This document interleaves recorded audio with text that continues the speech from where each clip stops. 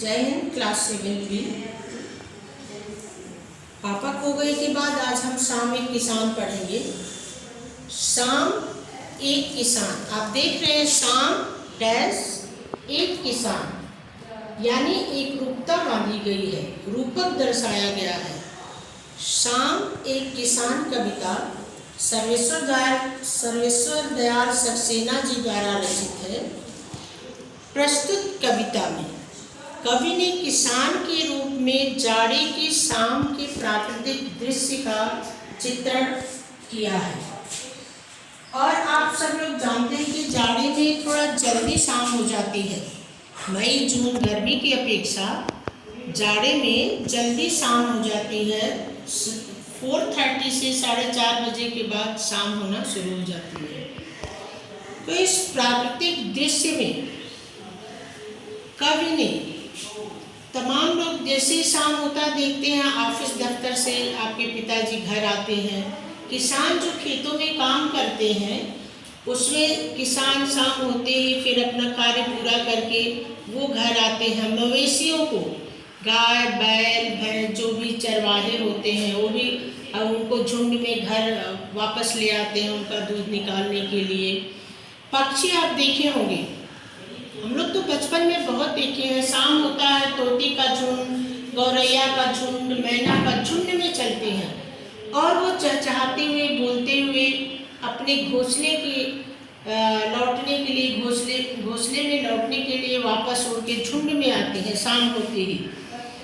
और आपको एक बताऊं जीवंत उदाहरण, घोंसला, चिड़िया घोंसला अभी बर्थडे में कड़ी पत्ता, उसमें इतना सुंदर चिड़िया घोंसला बनाई थी।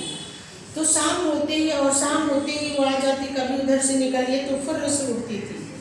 तो इस तरह से शाम होते ही हम हमारा दिन का कार्यक्रम, जब सूर्योदय होता है तो उसका प्राकृतिक सौंदर्य, उसका सीन अलग होता है, और जब सूर्य अस्त होता है तो उसका प्राकृतिक वातावरण, परिवेश, दृश्य बिल्कुल अलग होता है। तो इस कविता में सर्वेश्वर जी यही दर्शाए हैं कि शाम होने पर जो सब कुछ प्राकृतिक वातावरण है और जाड़े की शाम है तो परिदृश्य आपको कैसा दिखाई दे रहा है।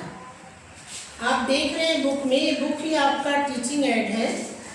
बच्चे आप बुक में देख रहे हैं, ये पहाड़ है, पूरा पहाड़ है जो पहाड़ी एरिया में। आप ये देख रहे हैं बच्चे, ये पहाड़ है। हम पठानकोट थे तो जब छत पर जाते थे पूरी पहाड़ जैसे उसमें बादल ढक लिए हों। तो यहाँ पर भी देख रहे हैं ये पहाड़ है और पहाड़ में देख रहे हैं बादल घिरे हुए हैं। बादल घिरे हुए, ऐसा लग रहा है कि कोई बैठा है और ये बादल का ये पगड़ी बांध रखा है, ये पगड़ी दिखाई दे रहा है। तो ये आपका, आप इस परिदृश्य को देख रहे हैं। तो सबसे पहले हम इस कविता का आदर्श वाचन करेंगे, पहले पढ़ेंगे, है ना। पढ़ना माने पहले बोलना, सुनना, तब लिखना, जैसे पठन पाठन का एक अंग है। तो सभी बच्चों को पढ़ने आना चाहिए और पढ़ने की अभिव्यक्ति, हर शब्द का सही उच्चारण स्पष्ट सुनाई दे। पढ़ने के क्या फायदे हैं? पढ़ने से, पढ़कर जब कक्षा में पठन पाठन होता है, वाचन रीडिंग होती है, तो आधा अगर बच्चे ध्यान से सुने तो उनको समझ में आ जाता है। कविता हो, कहानी हो, नाटक हो, कि उस पाठ में कवि, कवयित्री, लेखक उसके माध्यम से क्या बताना चाह रहे हैं। तो पहले एक पैराग्राफ हम सुनेंगे इस कविता को ध्यान से। आकाश का साफा बांधकर सूरज की चिलम खींचता बैठा है पहाड़, घुटनों पर पड़ी है नदी चादर सी। देख रहे हैं हाइफन है, डैश है, क्योंकि हम बताते हैं कि जहाँ डैश होता है वहाँ पे अनल, अक्षर, रूप, सुधा, पद, पंकज, रूपक अलंकार होता है। इसमें भी एक रूपता दर्शाई गई है, लेकिन यहाँ पर समानता है, चादर के समान। उपमा अलंकार है जो आपके स्तर से ऊपर है। अभी आप 9th 10th में जाएंगे तो उस विषय में नहीं जाना है।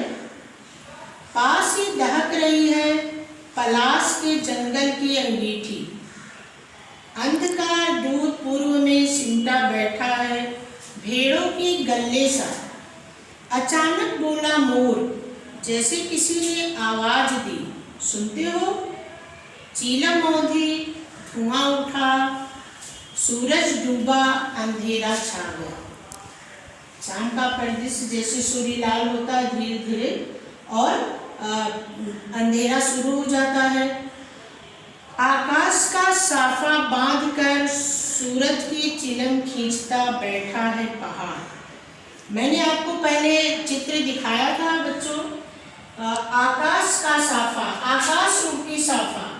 पूरा हम बताए ना कि जब पहाड़ी एरिया में रहेंगे पहाड़ तो बादल कभी घिर जाते हैं, एकदम सफेद सफेद बादल, कभी छट जाते हैं। जैसे सूर्य की रोशनी पड़ती है सुबह तो बादल छट जाते हैं, पूरा पहाड़ क्लियर स्पष्ट दृष्टिगोचर होता है। लेकिन जब शाम होता है, शाम होते हिमकर और जाड़े की शाम है तो पूरा हिमपात बर्फ उस पर गिर जाता है, जैसे लगता है कि बादल ढक गया है।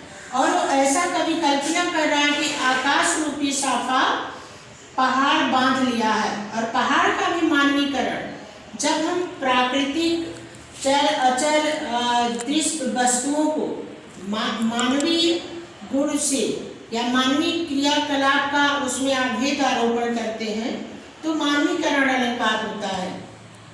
यहाँ पर पूरी कविता में ही सक्सेना जी मानवीकरण सभी प्राकृतिक दृश्यों को मनुष्य के रूप में प्रस्तुत किए हैं, तो मानवीकरण अलंकार तो है ही है। और पहाड़, नदी, पलाश, अंगीठी आदि विभिन्न चीजों से उन्होंने एक रूपता बिठाई है।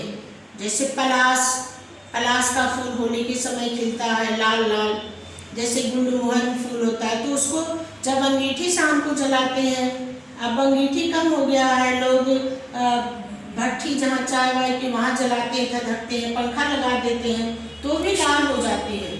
तो इस तरह से इसमें प्रकृति के विभिन्न उपादानों को मनुष्य के रूप में, मनुष्य के साथ उसकी एक रूपता संग रूपक स्थापित किया गया है।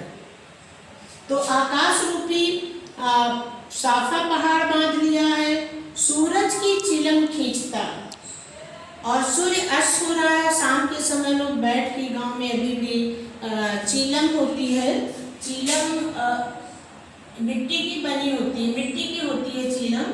हमको इतना कोई आर्ट ड्राइंग मिट्टी की ऐसे होती है छोटी सी, और उसमें एक प्रेम भाईचारा भी होता है। इस पे यहाँ पर इसमें ऐसे ऊपर इसके ऐसे आग डाल देते हैं और थोड़ा सा तंबाकू डालते हैं और नीचे लगा के 500 इकट्ठे होकर पीते हैं। जैसे हरियाणा और राजस्थान में हुक्का पीते हैं, गुड़ गुड़ लगा रहता है। तो इस तरह से सूरज रूपी ऐसे लग रहा है जब सूर्य अस्त हो रहा है और उसकी लालिमा दिखाई दे रही है तो ऐसे लग रहा है कि सूर्य का चिलम खींच रहा है किसान, और देख रहे हैं कि सूर्य अस्त हो रहा है, ये सूर्य लाल है और एकदम पहाड़ के सामने है, बिल्कुल एकदम मनुष्य के रूप में, थोड़ा भी अंतर नहीं। इतना सुंदर परिदृश्य मैंने चित्र जो भी बनाया और सर्वेश्वर जी इसका चित्रण किए हैं। घुटनों पर पड़ी है नदी चादर से। आप देखते हो कि पहाड़ से झरने निकलते रहते हैं, पानी गिरती रहती है, या गंगोत्री भी ऊपर से गिरे। तमाम आप अगर पहाड़ी एरिया में क्षेत्र में जाएंगे, योल जाइए, हिमाचल जाइए, शिलांग जाइए, तो अनेक झरने कंटिन्यू, यहाँ तक कि बॉम्बे और पुणे के रास्ते में भी बहुत है, झरने गिरते रहते हैं। वो निकलता हुआ झरना जो बह के पानी जा रहा है, ऐसा लग रहा है कि पहाड़ किसान अपने घुटने पर चादर के रूप में डाल दिया, क्योंकि नदी का पानी सफ़ेद होता है।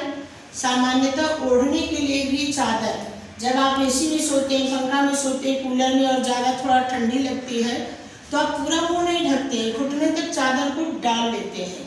तो उसी तरह जो निकलती हुई नदी है, नदी तो प्राकृतिक चीज़ है और वो लग रहा है कि किसान अपने घुटने पे चादर की तरह डाल लिया हो, ऐसा आभास हो रहा है, प्रतीत हो रहा है।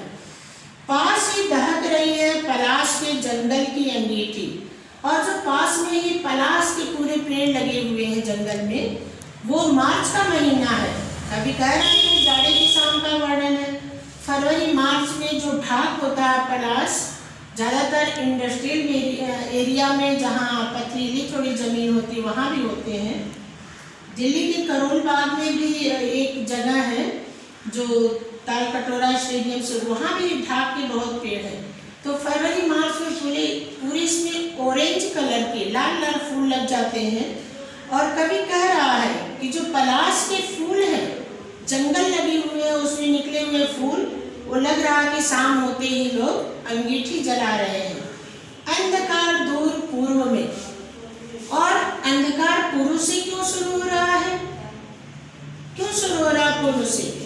बिल्कुल सही, क्योंकि सूर्य पश्चिम में अस्त होता है तो उधर लालिमा छाई रहती है, भी थोड़ा प्रकाश रहता है, और धीरे धीरे पूरब से अंधकार, जबकि सूर्योदय के समय सबसे पहले पूर्व में सवेरा होता है, उजाला दिखाई देता है, लालिमा छा जाती है। और ठीक इसका उल्टा सूर्यास्त के समय पूर्व से धीरे धीरे अंधेरा शुरू होता है। इसलिए कवि ने कहा है कि अंधकार दूर पूर्व में सिमटा बैठा है भेड़ों के गले सा। मान लीजिए 100 काली भेड़ चल रही झुंड में, भेड़ छोड़ दीजिए, भैंस चल रही है, काली काली बकरियां चल रही हैं, काली काली गाय चल रही सफेद, तो भी दूर से एकदम आप देखेंगे तो अंधकार लगेगा। आप खिड़की में पर्दा हटा दीजिए, उजाला आएगा, पर्दा लगा दीजिए काला, थोड़ा अंधकार हो जाएगा। तो इसलिए कभी भेड़ों के गले के समान अंधकार जो शुरू हो रहा है उससे समानता की है। अचानक बोला मोर, मोर की अचानक बोला मोर। मोर की भी आवाज़ सुबह और शाम एकांत में, वो भी स्वच्छंद होते हैं, जहाँ सुनसान एरिया खेतों में, वो भी अचानक सुबह ज़्यादा बोलते हैं। अचानक बोला मोर, जैसे किसी ने आवाज़ दी, सुनते हो जैसे प्यू प्यू, इस तरह से मोर की आवाज़ आती है। चीलन औधी, यानी शाम के समय भी मोर बोलती है, और मोर के बोलते ही लोग चीलम पीकर उसको उल्टा कर दिए, धुआं उठा, सूरज डूबा। यानी लोगों के घर में अब शाम का भोजन रसोई बनना शुरू हो गया, अंगीठी लगाना शुरू कर दी जिससे धुआं निकल रहा है। इस तरह सूर्य डूबता है, सूर्य अस्त हो जाता है, और सूर्य के अस्त होते ही सर्वत्र अंधेरा छा जाता है। अब हम अंधेरा छाने के बाद जैसे रात का हम भोजन लेते हैं 8 से 9 के बीच में, और रात के जो भी थोड़ा बहुत टहलना, स्टडी करना, अध्ययन करना, तो उसका काम अंधेरे के बाद, इसके बाद शुरू होता है। तो बहुत ही सुंदर सक्सेना जी की प्रस्तुति है, और इसके पीछे हम और प्रश्न में करेंगे कि शाम के समय कैसा परिदृश्य होता है, या सूर्य डूबने का समय फरवरी मार्च में कितना समय होता है। अपने छत पर चढ़कर सूर्य डूबने का परिदृश्य देखिए और उसके बारे में लिखिए।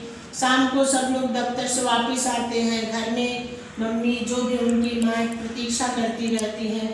तो इस तरह से शाम एक किसान, कवि ने यहाँ सक्सेना जी ने शाम को, वो भी फरवरी मार्च जाड़े की शाम को, बहुत अधिक ठंडी नहीं है, किसान के रूप में एक किसान एक रूपता बांधा है, और इतना सुंदर कविता के प्राकृतिक परिदृश्य को एक रूपता दी है।